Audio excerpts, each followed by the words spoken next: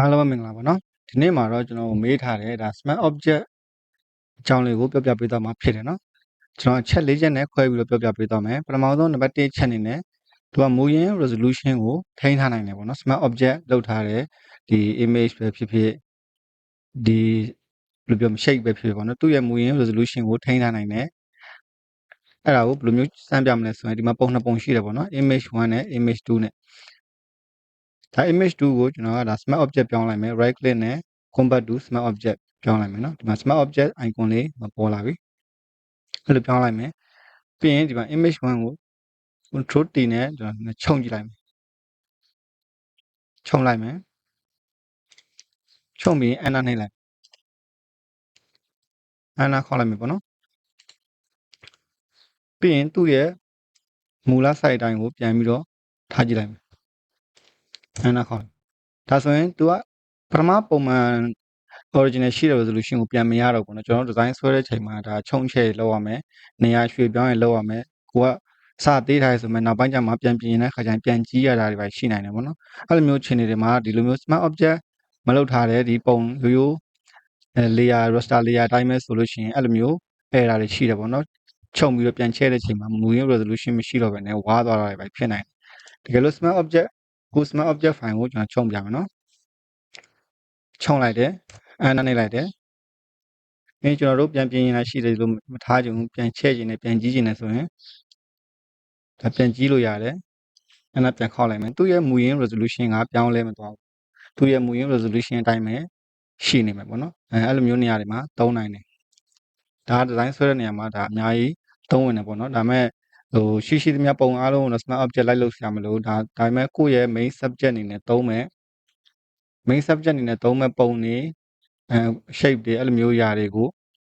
ဒီလိုမျိုး smart object လောက်ထားခြင်းအပြင်ခြုံချဲလုပ်တဲ့ချိန်မှာ resolution ကျသွားတာတွေဘာတွေမဖြစ်တော့ဘူးပေါ့နော်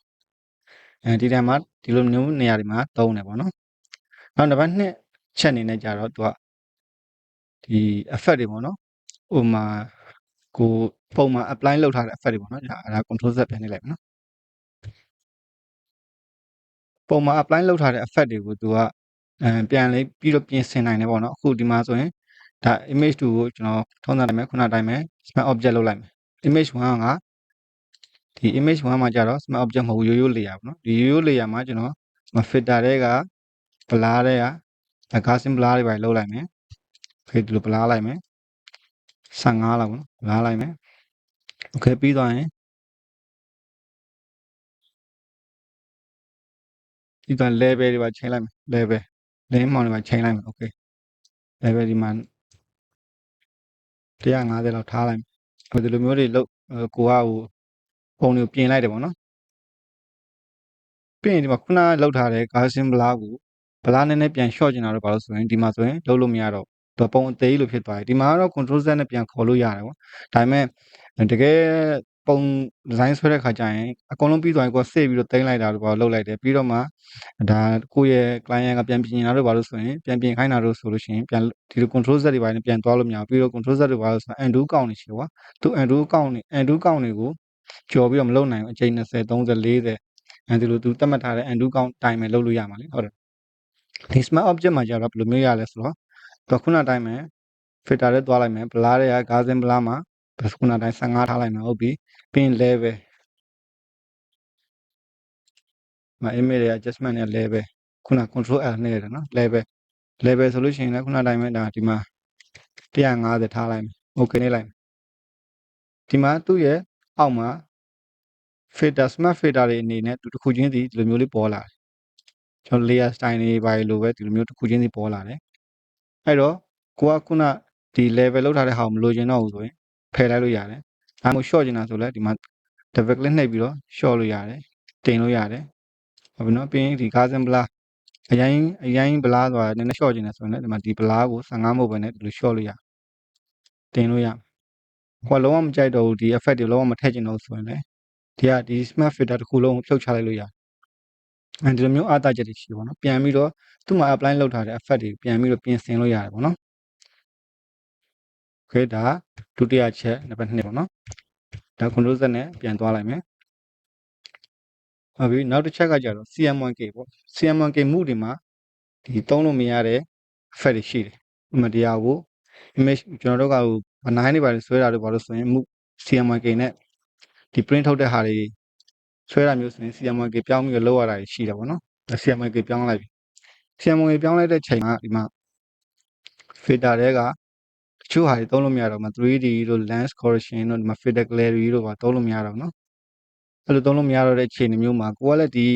CMYK ထဲမှာပဲဒီ effect တွေကိုမဖြစ်မနေသုံးရတော့မယ်ဆိုရင်ဘယ်လိုသုံးလို့ရလဲဆိုတော့ခုနပြောလို့ပဲ right click နဲ့ smart object လုပ်လိုက်ပြီးဒီ smart object ကို double click နှိပ်ပြီးတော့ဒီဘက်ထွက်လိုက်မယ်ဒီ CMYK ရဲ့လာတဲ့ဖြစ်တဲ့အတွက်ဒီဘက်ကိုလာတဲ့ဟာလည်း CMYK ပဲဖြစ်နေပါသူအဲ့ဒါကိုဘယ်လိုမျိုးလုပ်လို့ရလဲဆိုတော့ image တွေက move တွေက RGB ကိုပြောင်းလိုက်ပြီးရင် filter တွေဝင်လိုက်မယ်ခုနပြောင်းနေတဲ့ filter gallery တို့ဘာလို့ပြန်ပေါ်သွားပြီ 3D တို့ဘာလို့နော်ဒီမှာပြန်ပေါ်သွားပြီဒါဆို filter gallery တွေဝင်ပြီးတော့တစ်ခုခုစမ်းပြီးတော့ထည့်ကြည့်လိုက်အဲဒီတခြားလေးထည့်ကြည့်လိုက်မယ်နော်ဒီလိုထည့်ကြည့်လိုက်မယ် okay ဒါ okay နဲ့လိုက်ဒီမှာဒီလိုမျိုးပုံစံမျိုးဖြစ်သွားပြီပြီးရင် control S နဲ့ဆေးလိုက်ရင်ဒီဘက်ပုံမှာလည်းဒီမှာဒီလိုမျိုးရသွားနော်အကယ်၍ကိုကဒီပုံမှာတန်းလို့မရဘူးဆိုရင်အဲ့လိုမျိုး smart object လုပ်ပြီးတော့တခြားဘက်ကိုရွှေ့ပြီးတော့ RGB ပြောင်းပြီးတော့ဒီလိုမျိုးလုပ်လို့ရတယ်ကြော်ခွပြီးတော့ဗောနော်အဲ့လိုမျိုးလုပ်လို့ရတယ်ဒီမှာအတိုင်းဆိုရင်ဒါလုပ်လို့မရဘူးလေနော်ဒီမှာမပေါ်ဘူးဟိုဘက် RGB မှုကိုပြောင်းလဲတော့မှဒီ filter တွေကဒီ filter gallery တို့ဘာလို့ကပေါ်လာတာနော်အဲ့လိုမျိုးကြော်ခွပြီးတော့လုပ်လို့ရတယ်ဗောနော်ဒါနှစ်ပတ်3ချက်ဗောနော် okay နောက်တစ်ချက်ကကြာ free transform ဗောနော် free transform ကကြာတော့ဘယ်လိုလဲဆိုတော့ဒီ market တွေဘာတွေမှာအသုံးများတယ်ဒီဘက်ကဟာလေးနဲ့ပြပြီမယ်နော် free transform ကကြာတော့ကိုကဒီဟာကိုဒီဘယ်လိုပြောမလဲ smart object မလုပ်ဖိုင်နဲ့ဒီကောင်ကိုဒီလိုချုပ်မယ်ဒီလိုလုပ်မယ်တွတ်ထည့်လိုက်မယ်ပဲထားပါတော့ထည့်လို့ရတယ်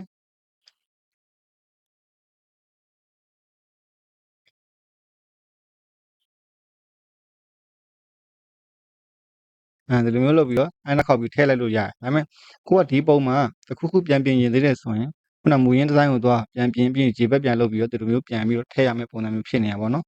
ပြီးတော့ပြန်ပြီးတော့ဒီမျိုး control T နဲ့လက်လို့ရှိရင်လည်းဒီလိုမျိုးသူခုနတောင်းအတိုင်းမပေါ်ဘဲနဲ့ဒီလိုမျိုး transform 4000ကွက်ကြီးပဲပေါ်နေလိမ့်မယ်နော်အဲ့ဒါကိုဟိုကဒီမှာလားconvert smart object ပြောင်းထားမယ်ဆိုလို့ရှိရင် control T နဲ့ထည့်လိုက်မယ်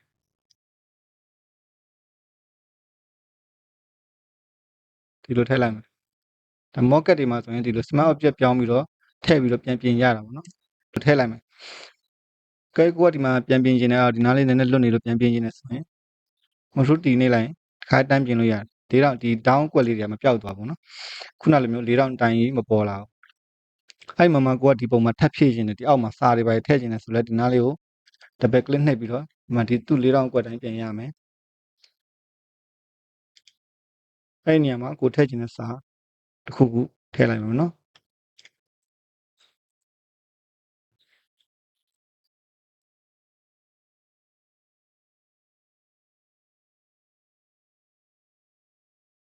ဒီလိုမျိုးစာတစ်ခုခုထည့်လိုက်မယ်